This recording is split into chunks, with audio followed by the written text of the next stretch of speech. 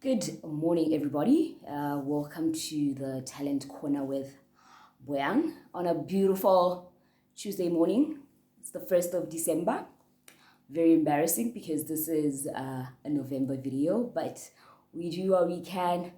And yeah, like I keep saying, I'll try better. I'll try better with this whole scheduling thing.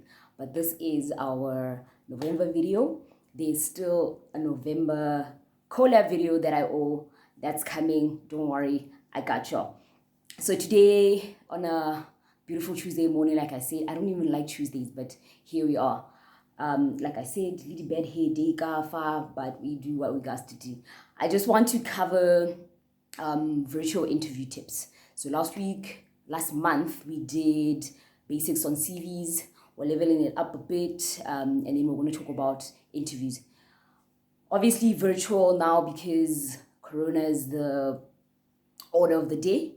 I will probably, maybe, perhaps go into actual interview tips, normal interviews, live face-to-face tips, the answering, and everything else that just goes with that. But today I just want us to focus on virtual, online, whatever you want to call them, tips. I have a couple of tips, there are 5, so it's going to be a short one because your girl got to go to work.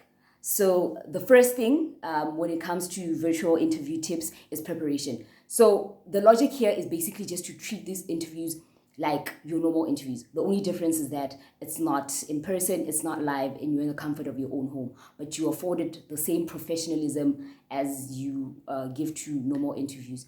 So number 1, preparing. So do something like a dry run, right? A dry run basically means you're going to do a mock of the actual interview. The most important part about this is it actually gives you the opportunity to check your settings. So your camera, your lighting, whatever noise, basically everything, the visual representation. If you're a nervous person, it also gives you the opportunity to just do it over and over again until you are comfortable in camera, whatever angle you want to be using, whatever side face or shot you feel you're comfortable with or the panel will appreciate more, do that. So get a friend to sit with you, go over some of the things that you are not comfortable with or they're not comfortable with, and just basically go over your normal interview questions that you would expect, but this time ensuring that everything is working properly. Make sure your signal is strong, whatever Wi-Fi you're using. If it means, for some people, I understand you don't have the luxury of Wi-Fi at home, so go to your internet cafes, sit in a comfortable spot. If there's a certain room or area in your house where the Wi-Fi is strongest, go there, right? The second one is your environment, your setting, your background. Very important to just have it as clear and decluttered as possible. I think maybe apart from my curtain, hi, it's my curtain, what can we do about it? Everything more or less ticks the box around where I am. So you want a clear background, nothing distracting. If you have anything distracting in your background, obviously the panel is going to focus more on that as opposed to you and the questions that you're bringing and the magic that you're bringing to the interview. So have a clear background, decluttered space. It also more or less kind of shows the type of person that you are. I mean, because this is your space, you have the opportunity to control everything that is happening, right? So even if you're like the most untidiest, if there's such a word, person, there's an opportunity for you to just clear up, make sure that everything is neat. It shows that you're professional, it shows that you're organized. And these are the small little tips that people will also use to see the kind of person that you are and whether you'll fit in that environment or not.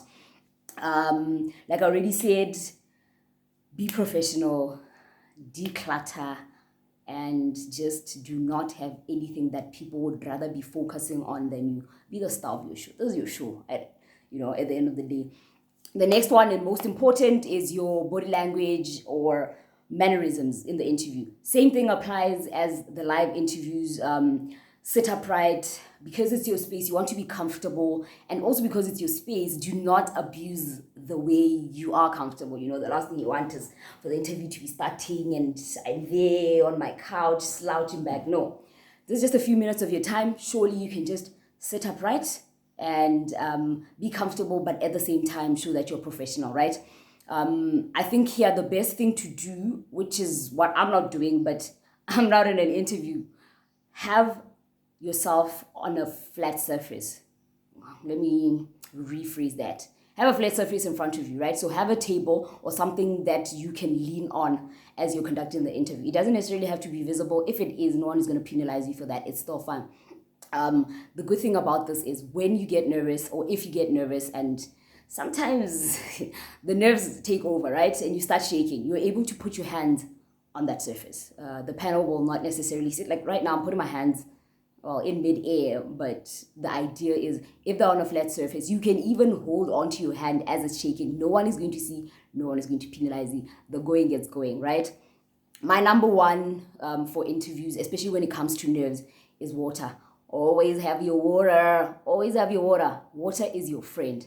In the event that those words or the nerves are just murdering you, your water is just a quick little way to just recollect yourself, bring yourself in without necessarily showing that you're stumbling or you're stuttering. So you drink your water, you call back those words, the universe gives them back to you, you put it down, we're good to go. No one even notices, right? So even in the virtual interviews, make sure you have your water. I'm just going to lean in and see if I'm not forgetting anything because as usual, I have my trusted notes right here. Yes, limit fidgeting. I fidget a lot. It's something really that I can't control for. But like I said, I'm not in an interview. And also, this is just a short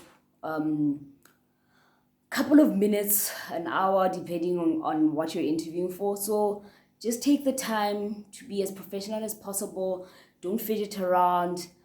Look people in the eye. Eye contact is very important for interviews. I cannot stress this one enough. And with eye contact and virtual, it basically just means looking into the camera like I'm doing now. So if you struggle with that, you can even put a marker, some sort of point or reference point that will show you where your actual camera is and keep reminding you to look into it, right? I wouldn't advise either, whether you're using your cell phone, if you're using your cell phone rather, please do not hold it up and look into it for the duration of the interview. One, you don't know how long it's going to be. Two, you're just going to get uncomfortable. You need to be as comfortable as possible. Also, if the nerves kick in and that hand starts shaking, that's not going to be looking too great. So always use something that is trusted, a background that will be able to support your phone without it falling. If it falls, just pick it up and put it back again and apologize.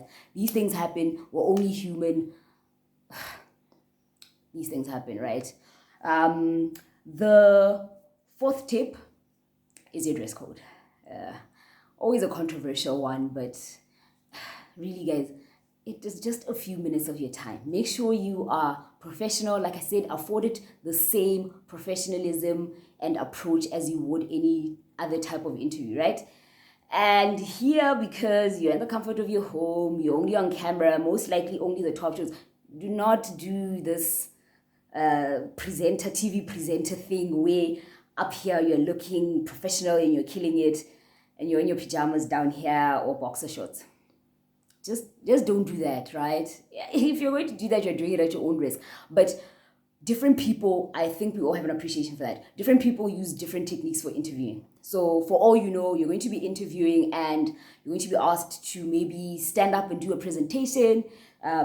You're going to need to stand because something is wrong with your lighting or something is happening in the background that you need to sort out.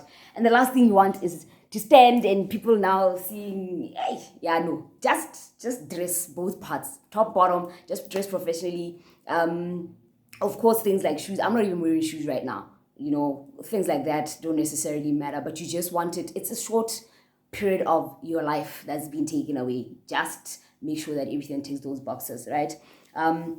The last one is just around technical difficulties. It happens, right? Even in the most professional, high-level executive CEO settings, happens. It happens. You know, so you're going to perhaps experience technical difficulties. This can be with your sound, your camera quality. You're looking at people and all of a sudden they're frozen or you are having a signal interruption. Do not panic.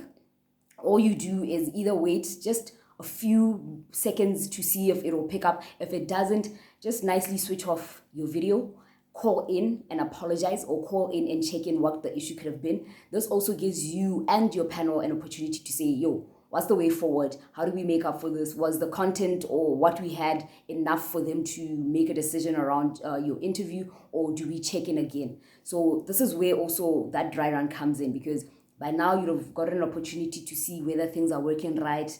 In the event that things do go wrong, what will need to happen, right? And then just a quick one that I forgot in the first tip. Please always make sure that before the interview, you have all your details ready. You have all the login details, you have all the calling details, you know what platform you're using, whether it's Zoom, whether it's Teams, whether it's just a normal WhatsApp call, and you've downloaded whatever needs to be supported this interview, whatever app, whatever software, right? Because the last thing you want is for these people to be dialing you in, and when you're still running around trying to download, trying to log in, it also doesn't kill to just have a professional picture for them to see when they're logging in, and of course a professional handle or username, right? So those are my tips.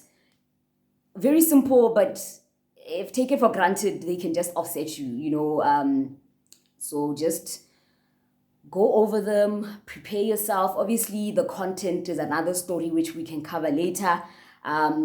Another tip, the final tip, I'm going on and on and on as per usual, but this one is very important. Like I always do, and like I'm not even ashamed to admit, I always have reference notes close by. I have my reference notes right here. It doesn't show, but it just, it's a guide basically to not get me off track, to make sure I've covered all the points that I need to. Do the same thing.